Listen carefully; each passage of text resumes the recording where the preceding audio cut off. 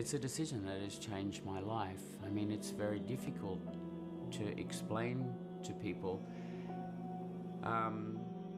but I know that Islam has brought me great peace and the ability to endure what I am going through at the moment. په افغاني غیور مین استاد جبرايیل عمر د ورپېښې ناروغۍ له امله له دې دنیا سره خدای پاماني وکړه او ابدي سفر یې پیل کړ.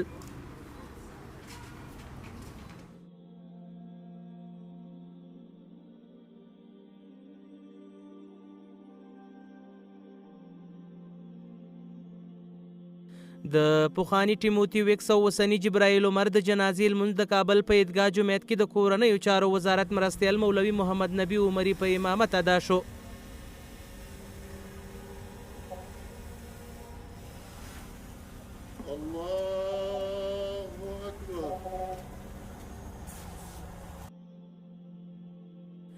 جبرايیل عمر په افغاني غیورو ننګ مین سړی وتلې له افغان خاورې سره له زړه مینه پالله او افغانان د دې خاورینې نړۍ مینه ناک خلک یادول. Very soon, in 2 days, we will celebrate 3 years of the Islamic Emirate of Afghanistan. And last time I said celebrate, and I said it just as part of a sentence. But brother, this is my country. These are my people. دا زما هیواد دی او دا زما خلک دي. زه به د ژوند تر پایه پورې دلته پاتې کیږم. زه ډیر زیات خوشحاله یم چې د داسې په زړه پورې او ښو خلکو د لیدو فرصت مې ترلاسه کړ. تاسو پوهیږئ چې دا د الله جل جلاله خاص فضل و پر ما باندې چې زه یې ښې لارې ته بوتلم او دغه دی نن له تاسو سره خبرې کوم. تاسو پوهیږئ چې زه دلته ځانګړی ځای لرم. افغانان په ما ډیر ګران خلک دي. دوی زما کورنۍ ده. They are the blackness in my eyes. داسې تصویر چې د نړۍ ته د اسلام په اړه بیا خصوصا د افغانستان د مسلمانانو په اړه یو واضح پیغام ورکاوه او د همیشه د د ژوند او ارمان دا و چې د افغانستان کې پاتې شي، افغانستان ته خدمت وکړي او د افغانستان بچیان وروزي. ما چې څومره تر حده پورې د ژوند مطالعه کړی و، دی ما کتلی و، دونه ما خبرې اورېدلې وې. د جبرايیل عمر تر ټولو لوی ارمان دا و چې دی په افغانستان کې همدلته د باقي پاتې ژوند په اسلام کې او بیا په افغانستان کې تیر کړي. ټیموټي ویکس یا جبرايیل عمر په اصل کې د اسټرالیا هیوادو د جمهوریت پر مهال د کابل په امریکایي پوهنتون کې د استاد په توګه دنده ترسره کوله. دغه اسټرالیایي عجیبه خلک وو. له موږ سره یې د ترحم او شفقت چلند کاوه. ځینې بیا بیخي مینه ناک خلک وو. له موږ سره به یې ټوکې او ټکالې کولې.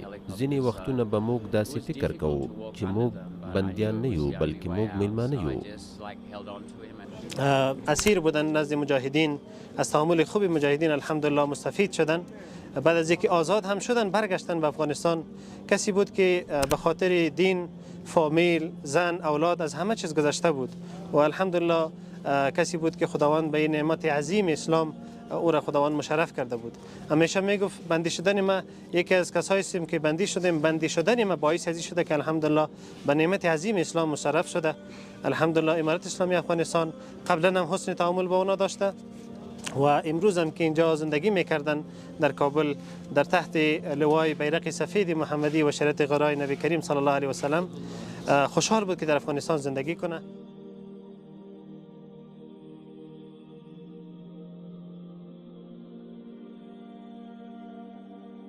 همدې 3 کلن بندي د ژوند لوري ور بدل کړ. له د سره د یو زنداني نه بلکې د یو میلمه په توګه چلن کېده. د اسلامي امارت مجاهدینو زړه سوانده او له درناوي ډک چلند هغه څه و چې مرحومي په فکر او سوچ کې ډوب کړ او د اسلامي روایاتو او اساساتو بلدتیا تاړ شو.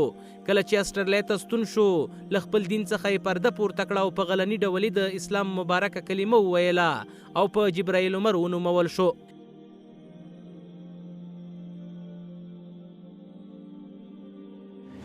موږ تاسې دغه د اسلام د مشرف کېدو کیسه راواخلو، بیا د هغه علمي ژوند، د علمي وړتیا او په افغانستان سره د مینه. نو طبیعي ده چې د افغانستان هغه یو ژوندی تصویر و، داسې تصویر چې د نړۍ ته د اسلام په اړه بیا خصوصا د افغانستان د مسلمانانو په اړه یو واضح پیغام ورکاوه او د همیشه د ده دا ژوند او ارمان دا و چې د افغانستان کې پاتې شي، افغانستان ته خدمت وکړي او د افغانستان بچیان وروزي. اوس په دې اخر کې هم همدغه تصمیم زه ورسره په رابطه کوم چې ده ته د هېواد څخه بیرون یو تصمیم نیول شوی چې دی ولیږل شي د علاج لپاره. په دې وروستیو هغه کې ورځو کې چې موږ ده ته واکس سپارلی وو ته چې ته به غږ کوي چې کله هم ته اماده شي موږ به تا ته د سفر ترتیب برابروو. په همدې وروستیو ورځو کې ده ویلي چې زه د 2-3 ورځو کې غږ در باندې کوم انشاءالله ځو به، خو متاسفانه پرون د شپې خپل روح حق ته وسپاره.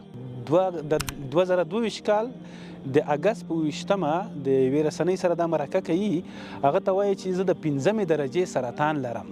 صحیح، یعنی هغه وخت کې وایي نو د سرطانونه خو داسې نه دي چې سمدستي سړی غورځوي یا ناڅاپي وي. نو زمونږ ارمان دا چې کاش کې یو څه وخت ژوندی وای، خو بیا هم دې ته خوشحاله یو چې دی په اسلام کې هغه اسلام دین باندې مشرف شو او کوم ارمان یې چې هغه پوره شو.